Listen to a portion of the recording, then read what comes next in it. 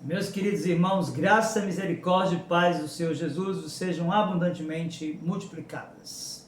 Nós vamos iniciar o nosso estudo de escola dominical nesta manhã e eu quero convidar você a abrir a palavra de Deus no Evangelho segundo escreveu Mateus capítulo 5, verso de número 6. Nós estamos expondo as chamadas bem-aventuranças e o nosso desejo agora é expor aquilo que está registrado aqui. Veja, Mateus capítulo 5, verso 6, a palavra de Deus nos diz assim: bem-aventurados que têm fome e sede de justiça, porque serão fartos. Vamos orar, suplicando a Deus a sua graça sobre a nossa vida, na compreensão da verdade lida.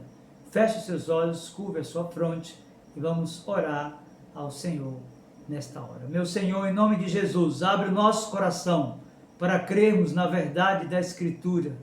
Ensina-nos por Tua palavra, fortalecendo a nossa vida e aperfeiçoando o nosso caráter, para que em tudo Cristo, nosso Redentor e Supremo Pastor, seja exaltado e glorificado.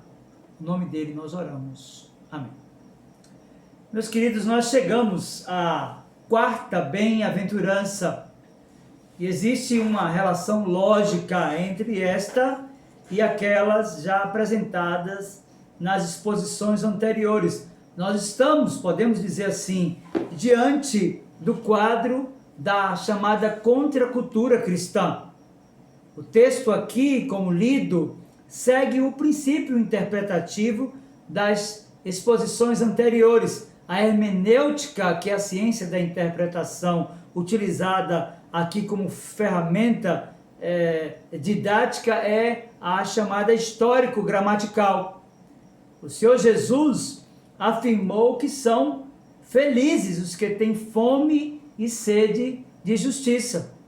E a expressão bem-aventurados, como no registro textual, como nós já sabemos, é traduzida da palavra grega makarios, que é uma forma prolongada do poético makar, e significa feliz. Jesus está afirmando que são felizes os que têm fome e sede de justiça.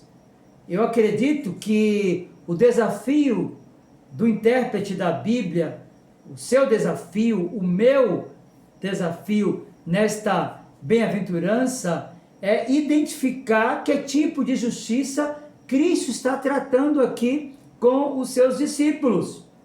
E isso passa pela necessidade de compreender alguns aspectos associados à chamada soteriologia, que é a doutrina da salvação.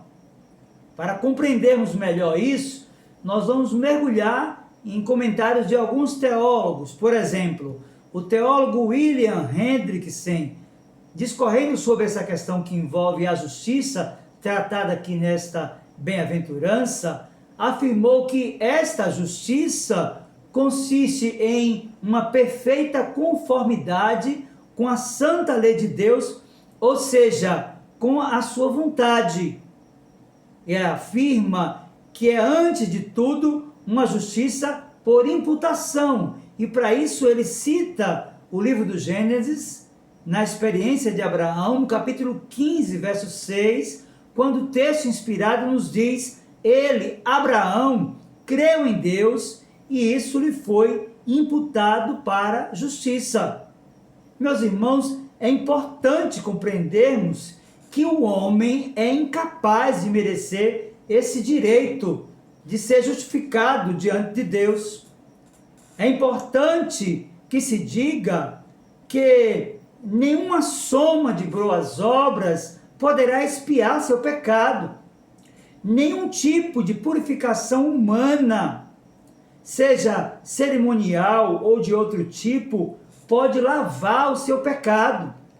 Nenhuma soma de sacrifícios é capaz de extirpar a culpa humana. Meus irmãos, nenhum mero ser humano é capaz de fazer expiação pelo pecado de seu irmão. De fato, no tocante ao próprio homem, a situação é inteiramente e absolutamente sem remédio. Sua necessidade principal básica e irremediável é estar ele em perfeita harmonia com Deus. E este é também o alvo que ele jamais poderá atingir. Jó havia perguntado, está registrado no seu livro, lá no capítulo 9, versículo 2, como pode um homem ser justo para com Deus? Meus irmãos, não obstante a tudo isso, é evidente que em Mateus capítulo 5, versículo 6, Cristo se refere a uma justiça não meramente por imputação, mas também por comunicação. Refere-se não somente a uma condição jurídica, mas também a uma conduta ética. Pode-se ver isso de forma clara por meio, por exemplo, de Mateus capítulo 6, verso 1. Veja o que foi que Jesus disse aos seus discípulos: guardai-vos de exercer a vossa justiça diante dos homens, com o fim de serdes vistos por eles. Doutra sorte não tereis galardão junto de vosso Pai Celeste. Então é importante, no início desse estudo de escola dominical, compreendermos que as duas justiças mencionadas aqui são inseparáveis. Embora seja impossível que as boas obras justifiquem alguém, é igualmente impossível que uma pessoa justificada possa viver sem praticar as chamadas boas obras. O termo justiça, na forma utilizada pelo Senhor Jesus Cristo e registrada aqui por Mateus no seu Evangelho, capítulo de número 5, verso de número 6, é, portanto, muito abrangente.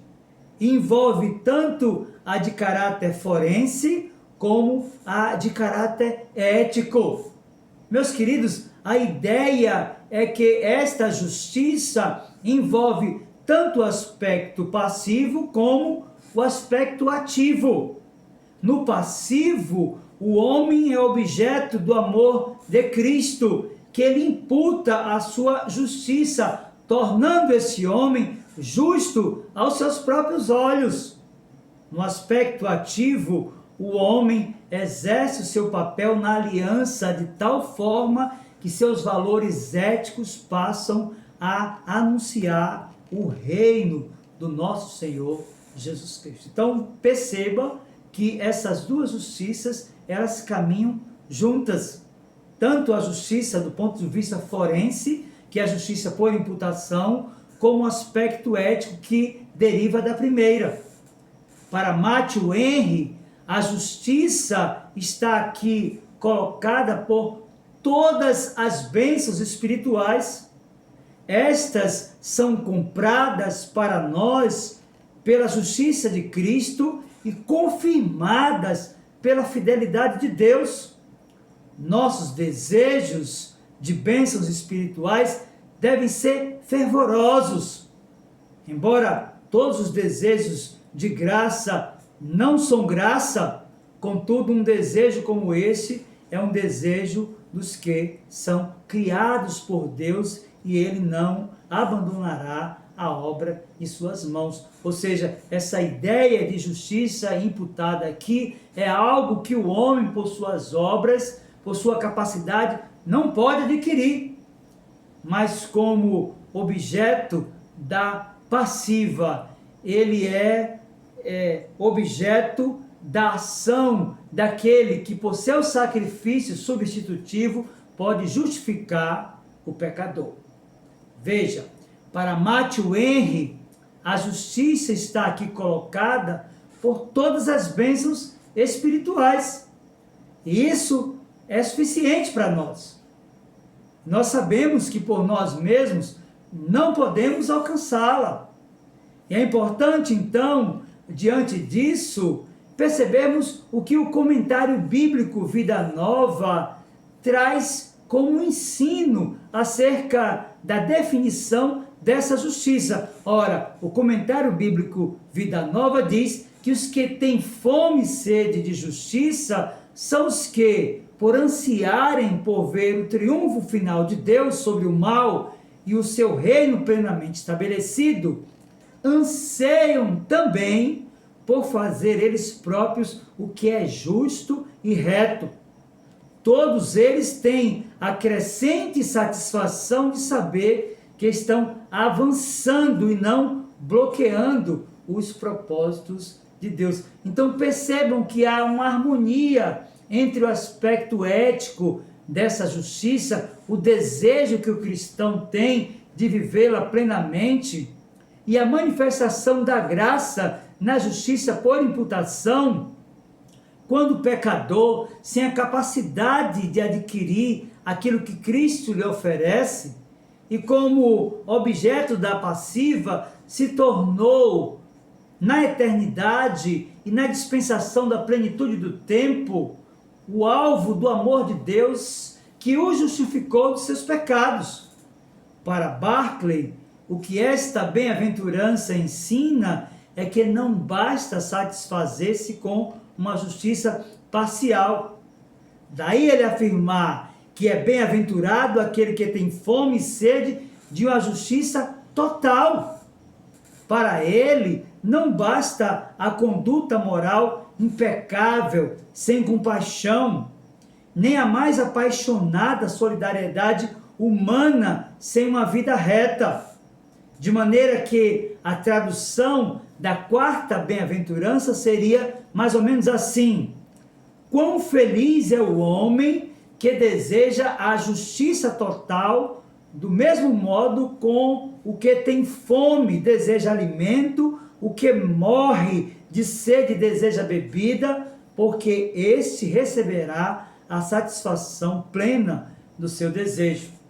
Meus queridos, após compreendermos os aspectos da justiça mencionada pelo Senhor Jesus, é necessário entender também quais os benefícios dos que têm fome e sede desse princípio. Veja, o Senhor Jesus disse: bem-aventurados os que têm fome e sede de justiça, porque serão fartos.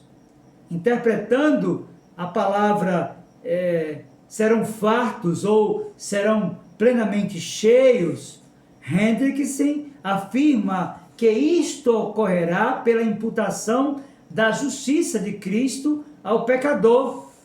Daí ele dizer: assim obtemos uma justiça de condição, pela obra santificadora do Espírito Santo. Assim obtemos uma justiça de condição interior e conduta exterior. Estas duas justiças, disse o teólogo, são inseparáveis. Ou seja, aqueles por quem Cristo morreu são santificados pelo Espírito Santo. Portanto, aqueles cujos pecados são perdoados oferecem sacrifícios de ações de graça. O que me chama a atenção dentro desse aspecto que envolve a justiça trabalhada aqui pelo Senhor Jesus, em Mateus capítulo 5, verso 6, quando ele diz que são bem-aventurados ou felizes que têm fome de justiça, é o comentário de João Calvino sobre a passagem. O reformador disse assim: o que ele, referindo-se ao Senhor Jesus, realmente quis dizer é que os filhos de Deus não somente terão fome e sede, ou seja, oprimidos, privados de ajuda e conforto, mas que eles terão o direito ao seu lado, visto que não deram a ninguém causa para serem machucados, e não procurarão privilégios especiais ou favores por não terem prejudicado ninguém. Eles não tentam ganhar sua causa por meio ilícitos. Tudo o que pedem é que sejam tratados com igualdade e que não sejam perseguidos sem causa. Eles têm todo o direito de se sentir dessa forma, mas o seu desejo não será atendido fácil ou imediatamente, disse o reformador. O quão miseráveis e infelizes eles seriam se não fosse a promessa dada aqui, de que eles serão plenamente satisfeitos. E embora Ele permita que nós soframos tais aflições, mesmo quando estamos certos, nós não devemos ceder à tristeza, desespero ou ao próprio pânico cego. Nós devemos manter uma firme expectativa de que, no final, Ele irá suprir todas as nossas necessidades. Esta é a outra lição que o nosso texto ensina, disse o reformador. Para Matthew Henry, a justiça aqui colocada por todas as bênçãos sinaliza que estas são compradas para nós pela justiça de Cristo e confirmadas pela fidelidade de Deus. Nossos desejos de bênçãos espirituais devem ser fervorosos. Embora todos os desejos de graça não são graça, contudo, um desejo como este é um desejo dos que são criados por Deus e Ele não abandonará a obra de suas mãos. Meus queridos, de fato, o Sermão do Monte é perfeitamente definido por John Stott no comentário ao Sermão do Monte como a contracultura cristã. Foi ele que afirmou que cada passo conduz ao seguinte e pressupõe o anterior. Iniciando, temos de ser humildes de espírito, reconhecendo nossa completa e total falência espiritual diante de Deus. Depois, temos de chorar por causa disto, por causa dos nossos pecados, sim, por causa do nosso pecado e da morte do mundo. Terceiro, temos de ser mansos, humildes e gentis para com os outros, permitindo que nossa pobreza espiritual, confessada e chorada, condicione o nosso comportamento em relação a eles, também para com Deus.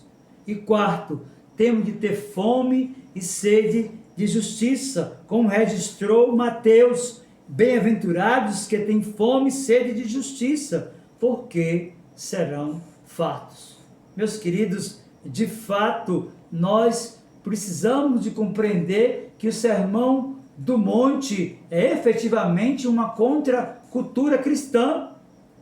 E diante do que vimos até aqui, resta-nos a consciência de que estamos diante de um grande desafio. Nós vivemos dias confusos e nebulosos no que tange a ética em nosso país, e isso não está restrito à grande maioria dos políticos apenas, mas se estende a toda a sociedade. A corrupção, meu querido irmão, infectou todo o país. Falar em fome e sede de justiça no atual cenário é de fato motivo de piada da parte de muitos. Contudo, enquanto crentes, devemos lembrar da necessidade da justiça moral, aquela que exige-nos caráter e conduta que agrade a Deus, que tem relação com a justiça social, aquela que nos desafia a retirar o ser humano da condição de oprimido, denunciando publicamente os abusos. Afinal, o Senhor Jesus, o nosso mestre por excelência, nos ensinou, e eu quero concluir a mensagem lendo Mateus capítulo 5, versículo 20. Veja o que diz a palavra de Deus. Mateus 5, versículo 20. Porque vos digo que se a vossa justiça não exceder em muito a dos escribas e fariseus, jamais entrareis no reino dos céus. Então eu quero concluir esse breve estudo de escola dominical, dizendo para você que enquanto pecador, o homem é de fato objeto da passiva. Ele jamais poderá, por suas obras, por sua capacidade, ser justificado. Essa justiça é imputada. É Cristo que aclara os olhos do pecador. É Ele que o chama das trevas para a luz. É Ele que o justifica. É Ele que o santifica. É Ele que o glorifica. Por isso, o pecador precisa clamar aos céus e abraçar o sacrifício de Jesus Cristo como suficiente para a sua salvação, confessando e chorando seus pecados. Contudo, meus queridos irmãos, após aliançados pela graça bendita do nosso bondoso Deus, vinculados a Ele por meio de Cristo, nós precisamos de exercer a nossa justiça, e ela deve exceder em muito a justiça dos escribas e fariseus, porque se não for assim, nós não entraremos no reino do nosso Senhor Jesus Cristo. A minha oração e súplica é que você que já teve seus olhos aclarados, possa compreender a necessidade de fazer a diferença. E para você que ainda não fez uma aliança com Deus por meio de Jesus Cristo, clame aos céus e suplique a Deus que impute no seu interior a justiça adquirida pelo sacrifício substitutivo de Jesus na cruz do Calvário. Eu quero orar com você e por você agora, encerrando esta mensagem devocional da nossa escola dominical. Feche seus olhos e nós vamos orar ao Senhor. Meu Senhor, em nome de Jesus, nós bendizemos a Ti, porque éramos trevas, mas hoje nós somos luz do Senhor. Porque estávamos perdidos, mas fomos achados. Porque vivíamos como ovelhas que não têm pastor, mas o sumo pastor da nossa alma nos encontrou e nos justificou, imputando a sua própria justiça em nós. Ajuda-nos, Senhor, a exercermos o nosso papel na aliança, de tal forma que as nossas atitudes, que a nossa vida e os nossos valores promovam a glória do nosso Senhor Jesus Cristo. Que Ele mesmo aplique a sua palavra ao nosso coração. Deus, pois, abençoe a sua vida, meu irmão, em nome do Senhor Jesus.